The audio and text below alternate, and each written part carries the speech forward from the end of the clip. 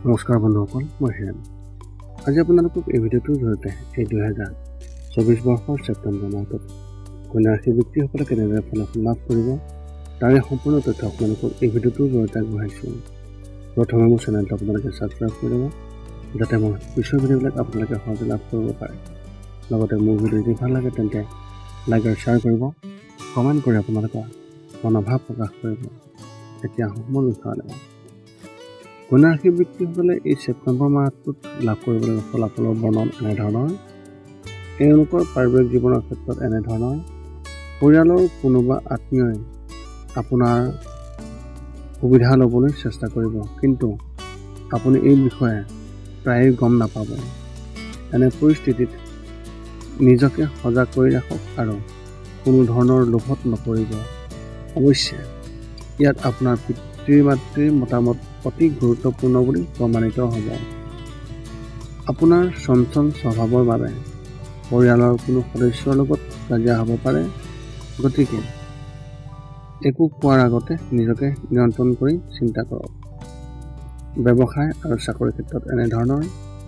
যদি আপোনাৰ টকা বহু মাহ ধৰি ক'ৰবাত আবদ্ধ হৈ আছে বা কোনোবাই আপোনাৰ টকা লৈ যদিহে নিদিয়ে, তেন্তে এই মাহত এই সমস্যা সমাধান হ'ব আৰু আবদ্ধ হৈ থকা টকাখিনি ঘূৰি আহিব। ইয়াৰ উপৰিও এই মাহত খৰচ বৃদ্ধি পাব, যাৰ ফলত সঞ্চয় হ্ৰাস পাব।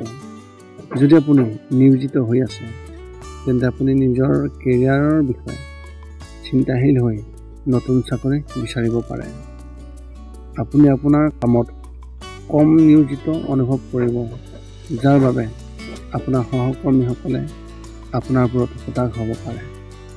এই সময়ছোৱাত আপোনাৰ বেছিভাগ সময় নতুন চাকৰিৰ সন্ধানত কটাব। শিক্ষা আৰু ক্ৰীড়াৰ ক্ষেত্ৰত এনেধৰণৰ। এই মাহৰ আৰম্ভণি খুবেই ভাল হ'ব আৰু আপুনি শিক্ষাৰ ক্ষেত্ৰত প্ৰশংসাৰ যোগ্য হৈ পৰিব। শিক্ষকসকল আপোনাৰ লগত সুখী হ'ব, যিয়ে আপোনাৰ মনোবল বৃদ্ধি কৰিব। যদি আপুনি ভূগোল, ইতিহাস আৰু চিকিৎসা ক্ষেত্ৰৰ ছাত্ৰ, তেন্তে এই মাহটো আপোনাৰ বাবে খুবেই ভাল বুলি প্ৰমাণিত হ'ব আৰু আপুনিও হয়তো কিছুমান ভাল অফাৰ পাব। প্ৰতিযোগিতামূলক পৰীক্ষাৰ বাবে প্ৰস্তুতি চলাই থকা ছাত্ৰ ছাত্ৰীসকলে এই মাহত এনে চাকৰি বিচাৰিব পাৰিব, য'ত তেওঁলোকে সফলতা লাভ কৰিব পাৰে। এনে পৰিস্থিতিত যিকোনো ঠাইত কাম কৰাৰ আগতে সেই বিষয়ে সম্পূৰ্ণ তদন্ত কৰাটো নিশ্চিত কৰক। প্ৰেমৰ ক্ষেত্ৰত এনেধৰণৰ। প্ৰেম এক মিশ্ৰিত জীৱনৰ ফল। যদি আপুনি ইতিমধ্যে কাৰোবাৰ লগত কথা পাতি আছে, তেন্তে সেই কথা বতৰা এই মাহত বন্ধ হ'ব পাৰে। কিবা কাৰণত দুয়োৰে মাজত কাজিয়া হোৱাৰ সম্ভাৱনা আছে, যাৰ বাবে আপুনি হতাশ হৈ থাকিব পাৰে, কিন্তু একে সময়তে নতুন সংগীও বিচাৰি পাব।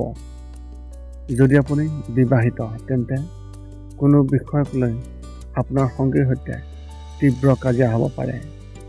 অবিবাহিত লোকসকলে এই মাহত নতুন জীৱন সংগী বিচাৰি পোৱাৰ সম্ভাৱনা আছে। স্বাস্থ্যৰ ক্ষেত্ৰত এনেধৰণৰ।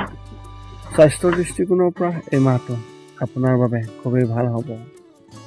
উশাহ নিশাহৰ সমস্যাত ভুগি থকা যিসকল ৰোগী, সেই ৰোগীসকলে বিশেষ সাৱধানতা অৱলম্বন কৰিব লাগিব। যদি আপুনি শেহতীয়াকৈ কোনো ৰোগত আক্ৰান্ত হৈছে, তেন্তে এবাৰ চিকিৎসকৰ পৰামৰ্শ লওক। মুঠৰ ওপৰত এই মাহত আপুনি কোনো ডাঙৰ শাৰীৰিক সমস্যাৰ সন্মুখীন হ'ব নালাগিব। এই মাহটো মানসিকভাৱে ভাল হোৱাৰ সম্ভাৱনা আছে। এই মাহত আপুনি আপোনাৰ যুক্তিসংগত ক্ষমতাক নতুন সম্প্ৰসাৰণ দিয়াত ব্যৱহাৰ কৰিব, যিটো ভৱিষ্যতেও আপোনাৰ বাবে উপযোগী হ'ব। আপোনাৰ এই মাহত শুভ সংখ্যা হিচাপে 4 আৰু শুভ ৰং হিচাপে আপুনি এই মাহত কমলা ৰং ব্যৱহাৰ কৰিব পাৰে। এই আছিল ছেপ্টেম্বৰ মাহটোত লাভ কৰিবলগীয়া কন্যা ৰাশিৰ ব্যক্তিসকলৰ সম্পূৰ্ণ ফলাফল। পুনৰ লগ পাম অন্য এটা ভিডিঅ'ত আজিলৈ ধন্যবাদ।